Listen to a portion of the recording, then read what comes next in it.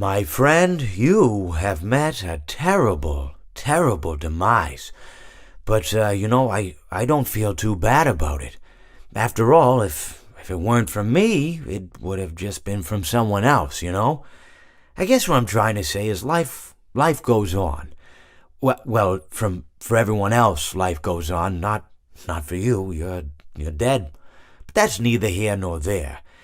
It reminds me of one summer day in the park. I was having just a delightful picnic with my good friend Orville, and I said to him, Orville, I have a story. And he said to me, what's the significance of the story? And I said to him, Orville, not every story has to have significance, you know? Sometimes a story is just a story.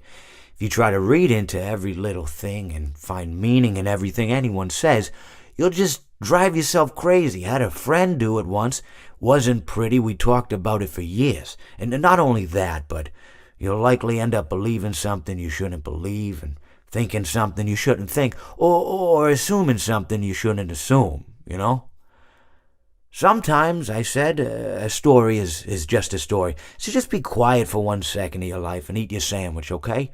Of course, it was only then I realized I'd made sandwiches, and poor Orville was having such difficulty eating it. Elephants have those clumsy hands, you know?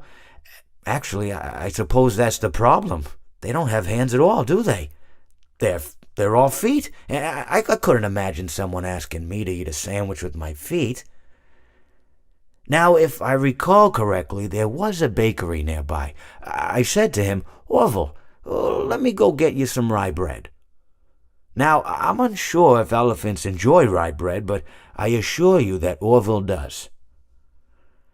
Now, this was on a Tuesday, which was good because rye bread was always fresh on Tuesday. They made sourdough bread on Monday and threw it out Wednesday, or rather, they sold it at a discount for people wanting to feed the ducks, and then probably at the end of the day, finally, they threw it all out. I don't recall. I do remember a man who would bring his son to the bakery every Wednesday and then go feed the ducks. He would buy all of the sourdough bread. Of course, you're not supposed to feed the ducks sourdough bread at all. It swells up in their stomach and then they all die. At least that's what I've heard. I never saw any ducks die myself, but I did notice a substantial decrease in the duck population over the course of a few years. I just never thought to stop the man and tell him that he was killing the ducks by feeding them sourdough bread. And if you want my opinion on the matter, and I told Orville this as well, if you want to feed ducks, or birds, or any kind for that matter, it's best to buy seed. I mean, when you think about it, breads of any sort don't occur in nature. They don't grow on trees or spring up from the bushes. I don't think birds know what to do with bread. What was I saying? Oh, yes. So I bought Orville some rye bread. What a fine day it was. It seems that you have met your end. What a pity. I don't feel too bad about it, though. After all, if it weren't me, it would have just been one of the others, I guess. I'm honestly just glad to be out of those air ducts. It's not easy for a hippopotamus to fit up there, and not easy to get down either, and not as young as I used to be, as you can see. I used to be able to do all sorts of things. You're young, you're vibrant, you have that sort of pep in your step. It reminds me of a conversation I was having with one of my good friends, Orville. We were having a nice picnic one day. I believe it was summer. No, perhaps it was... Was it the fall? Yes. It was the fall because the leaves had turned already. But I said to Orville, I says, Orville, I have a story to tell you. And Orville looked at me, kind of odd and said, what's it about? I said to him, not every story has to be about something, Orville. Sometimes a person just wants to talk. Why does everything have to be a story? I said to him. He just looked at me and he said, well, you said you had a story. And, he was quite right. I did, in fact. I told him I had a story. I suppose if a person just wants to talk, then it's best to not announce that you're telling a story. Telling a story does come with its own pressures and expectations, I suppose. After all, if you're just talking to a friend, and there's no more expectations than if you were talking into the wind. Words by themselves aren't expected to carry, aren't expected to stick. But if you announce you're telling a story, well then, there'd better be a point to it all, No one wants to sit and listen to someone ramble on and on and on with absolutely no end in sight. So, it's good to be mindful that when you tell someone that you're about to tell a story, that you have something to say. Telling someone that you're going to tell them a story is tantamount to asking them to stop what they're doing and pay attention. You're basically saying, hey, buddy, stop everything. Stop what you're thinking. I have a solution to everything. And, well, I didn't really have any story to tell. In hindsight, I probably just misspoke when I said that I had a story. I think it would have just been better to tell Orville that I wanted to tell him something rather than tell him that I had a story. But, even then, it might have put too much importance on the whole thing. Either way, it was quite a nice day.